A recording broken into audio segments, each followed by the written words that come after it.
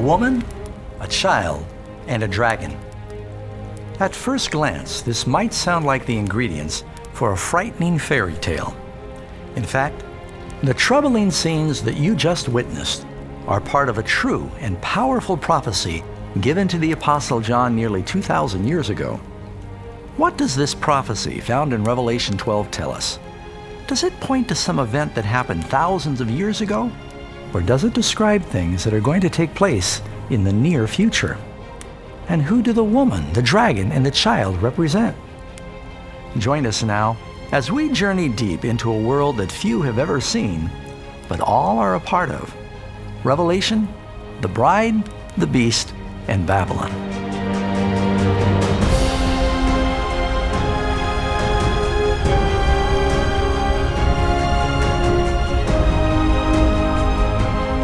In the last book of the Bible, Revelation, the Apostle John was shown a vision of a great struggle between good and evil, a prophecy of a battle that has been raging behind the scenes since the dawn of time. The secrets behind this prophecy have been shrouded in mystery for centuries, until now. From the kingdoms and the rulers that have fallen around the world, to the men and women that stood up to fight for what they believed in, this is the story of Christianity, the search for truth, and the foundation for the faith of billions. Now a great sign appeared in heaven, a woman clothed with the sun, with the moon under her feet, and on her head a garland of 12 stars. Then, being with child, she cried out in labor and in pain to give birth. And the dragon stood before the woman who was ready to give birth, to devour her child as soon as it was born. Many Bible scholars and historians have studied this prophecy over the years and agree that the prophecy of Revelation 12 points to an event known as the Massacre of the Innocents, which occurred in first century Judea. In the decades leading up to the birth of Christ, the Roman Empire had conquered the whole Mediterranean world, including Judea. And at various points in that history, they had different people ruling over it. 20 years before Jesus was born, you have King Herod, a client king for Rome. We have documents about him outside the Bible that tell us that he was very cruel. He was capable of killing his own sons. He was ruthless, and you wouldn't want to get on his bad side. Herod was very anxious when a small delegation of wise men from the east came to Jerusalem, announcing their search for the newborn King of the Jews. Why would Herod be upset about that? Because that was Herod's title, as bestowed upon him by the Roman Empire, King of the Jews. And he asks his astrologers, how long is it possible this child could have been born ago? And they determine it's probably been maybe 2 years at most since this child was born, maybe less. He finds out from the Pharisees and the Sadducees exactly where this child is to be born. And he finds out it's Bethlehem. And he worried about losing his throne. And so he has such anger against this child, he sends in the soldiers to try and kill Jesus.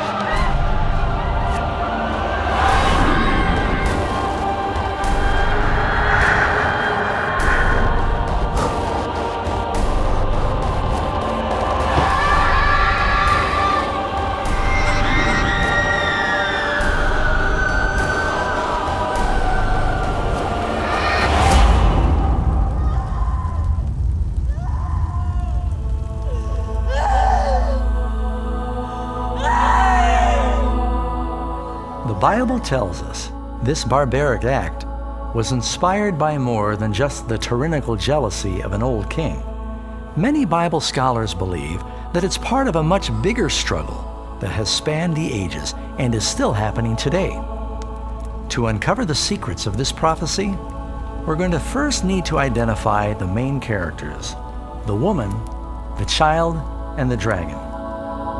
He says, "Then I saw another sign, a woman clothed with the sun, with the moon under her feet, and on her head a crown of 12 stars." Let's take a closer look at the woman. We know that she's a symbol of someone or something. Does the Bible tell us what this woman represents? Husbands, love your wives, just as Christ loved the church and gave himself for her. We gather from this that the church is the bride of Christ. Not only is she the bride of Christ, but in a certain sense, since no man hates his own flesh, the church is Jesus' body. Very clearly, a woman in Scripture represents the church. You have a woman as representative of God's people. We see this in the Old Testament, we see it in the New Testament. Jesus comes from the people of Israel, and then the church grows up as something that Jesus develops. Most importantly, this woman is about to give birth to a special male child. Who is the child? We have a couple of indications. One, he rules with a rod of iron over the nations. That's a reference to the Old Testament, where clearly God is the one ruling over the nations with a rod of iron. And then he says he's caught up into heaven. And who is caught up into heaven? Jesus Christ, right? He's going to be King of Kings and Lord of Lords. So these two indications pretty definitively tell us that this is Jesus. Now let's consider the arch-villain in this important prophecy, the dragon. And another sign appeared in heaven. Behold, a great fiery red dragon. You know, I wish I could just give you a fanciful theory here, but the Bible tells us who the dragon is. The dragon is the devil. Both in the Old Testament and the New Testament, who tries to destroy it. That is Satan, you know, the angel, the devil. And so he attacks as soon as Christ comes upon the face of the earth. The attack is there. So the great dragon was cast out, that serpent of old, called the devil and Satan, who deceives the whole world. He was cast to the earth, and his angels were cast out with him. What we see here in the first part of Revelation 12 is a symbolic portrayal of the age-old conflict between Christ and Satan. And we find this description going all the way back to the Garden of Eden, where you have a snake with wings. Well, what's a snake with wings? It's a form of a dragon. And we have this serpent, this dragon, coming all the way down through Scriptures. All through the life and ministry of Christ, Satan tried to disrupt Jesus' plans to provide salvation for humanity. But he was wounded for our transgressions. He was bruised for our iniquities. The chastisement for our peace was upon him, and by his stripes we are healed. At various points, they kicked him out of synagogues and wanted to push him off a cliff. They tried to silence him. They tortured him to death publicly. But Satan's scheme to derail the plan of salvation was utterly shattered when Jesus rose from the dead. And her child was caught up to God and his throne. With the Son of God now physically beyond his reach, the devil directed all of his fury at the followers of Jesus, the new Christians. He did much of this through the cruel power of imperial Rome. Now when the dragon saw that he had been cast to the earth, he persecuted the woman who gave birth to the male child. Christianity was a struggling, small, persecuted minority that didn't have official status in the Roman Empire, and there were a series of persecutions, some of which were quite severe. One of the roles of religion in the Roman Empire was to ensure the well-being of the state. The idea was if the gods were worshipped properly, then they would favor the empire, and if they were worshipped improperly, then they would, bad things would happen to the empire as a result of divine wrath. They do not want to sacrifice to the gods, and the gods at that point include the emperor. So it's easy to consider these people religious scapegoats. Basically, if something's going wrong, probably it's because there are Christians around who are refusing to give the gods their proper due. Well, of course you have to punish them. And punishment meant, most of the time death. What people thought was that Christians gathered together also seemed to make love with their brothers and sisters. Because there were rumors about them that they commit incest. Well, see, because the Christians used to call themselves brother and sister. And they used to eat the flesh of Christ. People heard, apparently, that Christians were eating children. So when pagans heard about this, they thought the worst, right? They assumed the worst. Christians are progressively stripped of their civil offices, their military offices. Their books are confiscated, their churches are destroyed, they're forbidden to meet, and so on, all because there's an anxiety that this is really undermining the welfare of the empire. As the early church suffered under this withering persecution of Rome, their lives became a powerful testimony for truth. While the pagans lived in constant superstitious fear, these Christians faced torture and death with a supernatural peace. Basically, what Nero did was he fed them to the lions. He had them tied to pillars. He put pitch on them, and then he set them on fire as human torches so they could have the festivities continue on into the night. Being stretched, pulled into two, being killed by gladiators. Just about every creative way that you can dispose of Christians. When facing the painful end of their lives, they often sang and rejoiced. As thousands of Christians paid the ultimate price for their faith, their dying prayers and blood essentially became seed for the new church.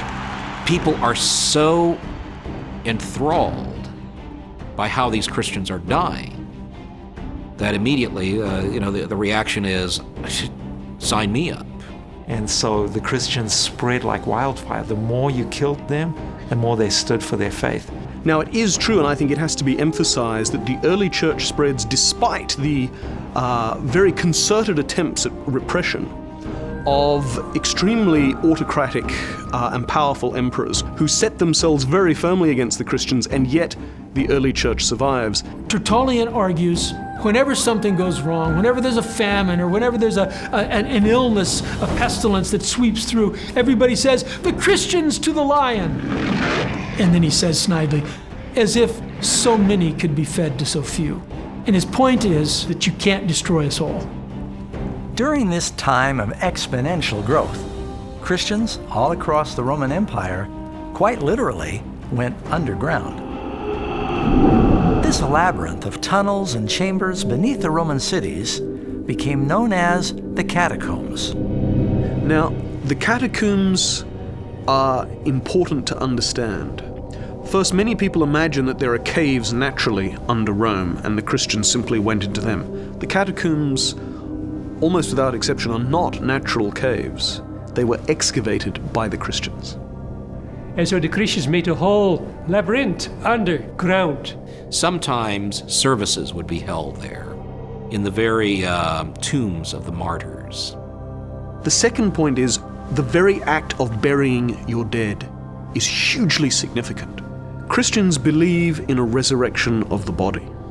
Now, of course, that belief has shifted and changed over the centuries, but from all we understand, early Christians believed that they would be resurrected in that actual bodily form, and therefore they chose to bury their dead, not to cremate them. Therefore, if you are seen to be burying your dead, especially at times when there are intense waves of persecution, you're more or less saying to the police, come and investigate me, I may well be a Christian.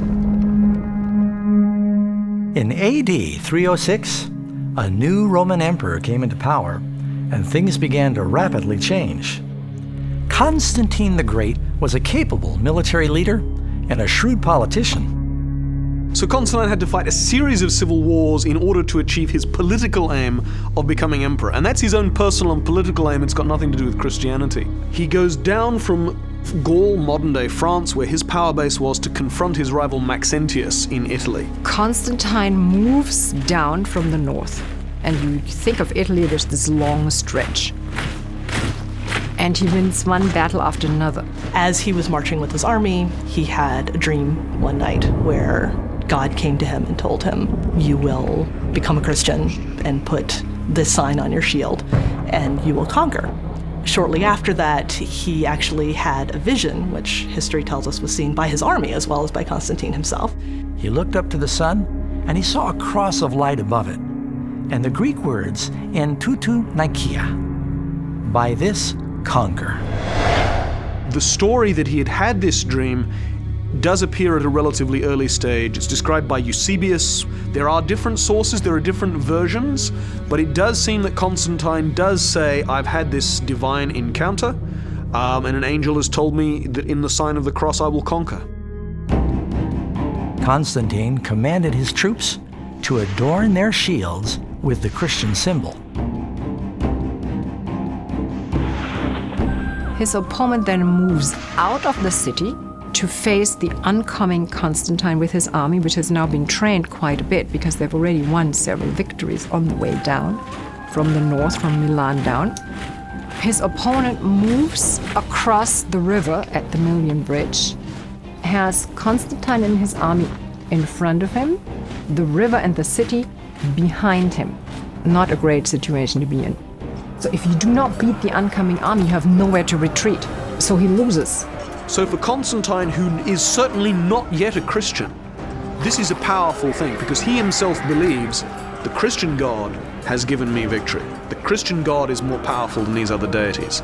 I mean, it is clear that Constantine made the symbol of Christianity part of the imperial standards and that he fought under that symbol and he won. And so being a good Roman emperor, he would then think, yeah, I got the sign. I'm on the right path. So if you're a pagan, or just somebody who's confused about religion, you've had here this clash of deities. And who's emerged on top? The Christian God. You can draw your own conclusions. Gradually, the national sentiment against Christianity began reversing. During Constantine's reign, Christians went from being a persecuted sect to openly holding positions of influence in the courts and palaces of kings and governors. So a large part of the elites used to running the show automatically then become also the local bishops, etc. You know, become Christian. It wasn't such a big leap because most of them anyway believed in one supreme divine being which had different representations. If you want to advance in the army or in the imperial civil service, there's every incentive to become a Christian because all the people at the top are Christians. So, you know, if you want to advance in the hierarchy, whether it's military, civil service, or just at court, people become Christians. It becomes very attractive because Constantine's Edict of Toleration makes it so. Constantine can rightfully claim the title of great, for he turned the history of the world into a new course and made Christianity, which until then had suffered bloody persecution, the religion of the state. And so, as people from around the Roman Empire entered the Christian church, they brought with them many of their former pagan beliefs and practices. Now that Christianity has been given the status as a full legal religion, then it becomes attractive subsequently in the next generations for a broad number of members of this upper elite. Now the percentage of Christians in this top 10, 15, 25% increases, and it increases dramatically in the top 1-2%. That's the real change. That is when Christianity really becomes the Christianity that it is today. Because now the people who've been running the show, they are now Christian. Over time, church leaders began to embrace the regal robes and flamboyant ceremony that was part of the pagan religions. And in place of the simple commands of God, they began to teach superstitions and man-made traditions. Now, instead of the Christian church converting the heathen world, the pagans were converting the church.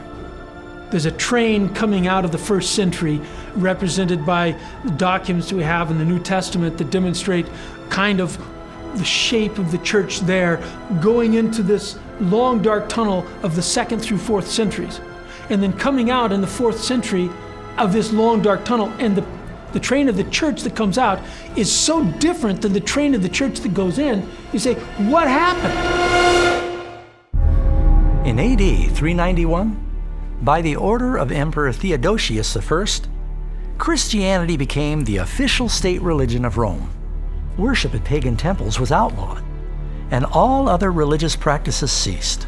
You're trying to Christianize an empire. You're trying to Christianize a pagan culture. The old basilicas were basically pagan temples. Put a cross over it. Put in paintings of biblical scenes, biblical heroes and saints and martyrs.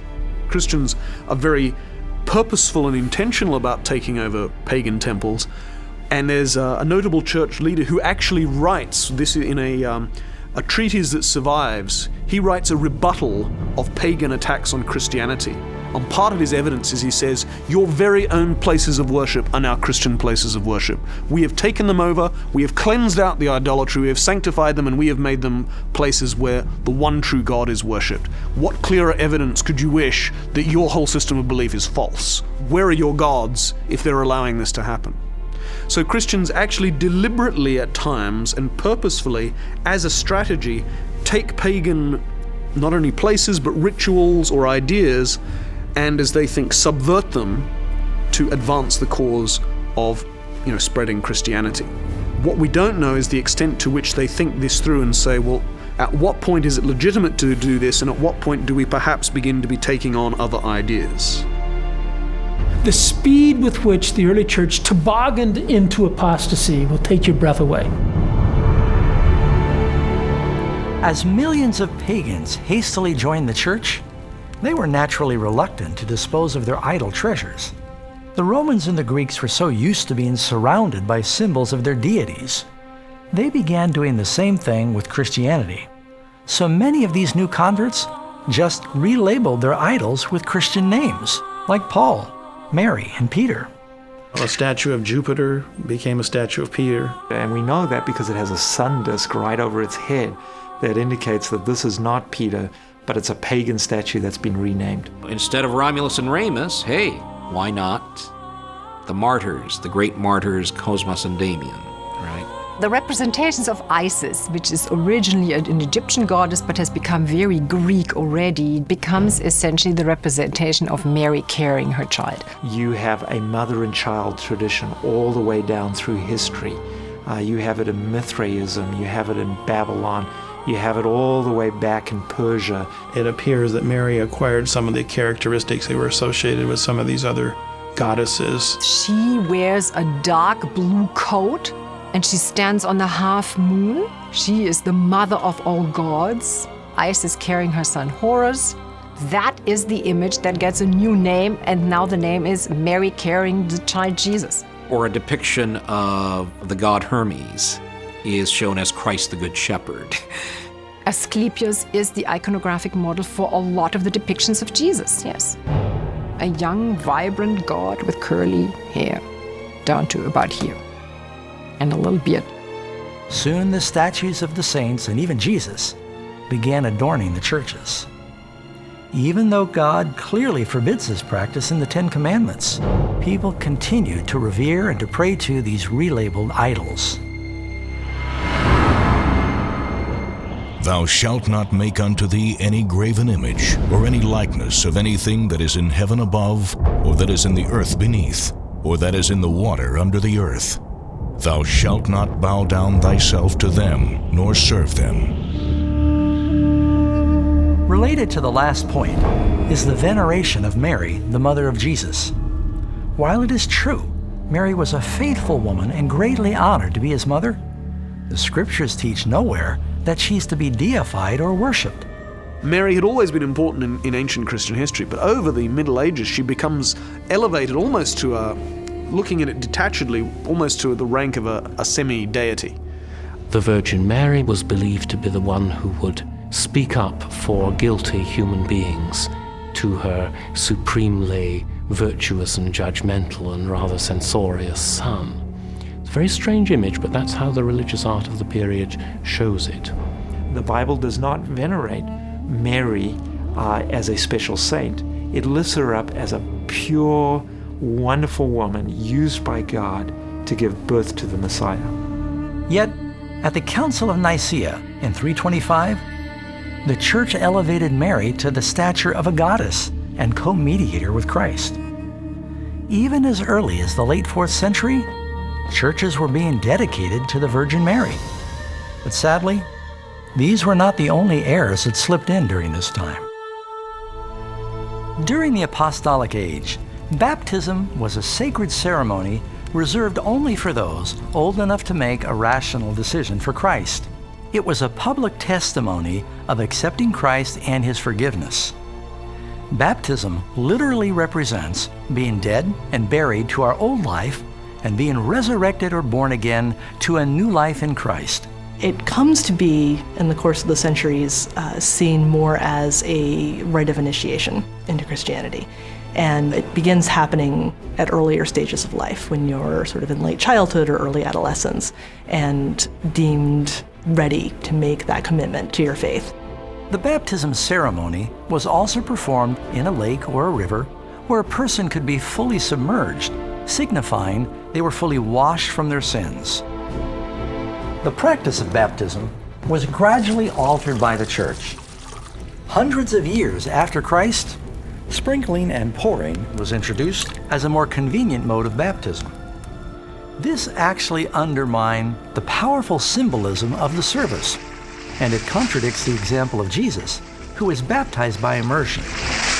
And that continues to be the case up until about the 12th century, actually, because the 12th century is a time when theologians are really re-examining Christian doctrine, and they come to conclude that original sin, the sin that all of humanity has as a result of the fall in the Garden of Eden, exists in the soul from the moment of birth.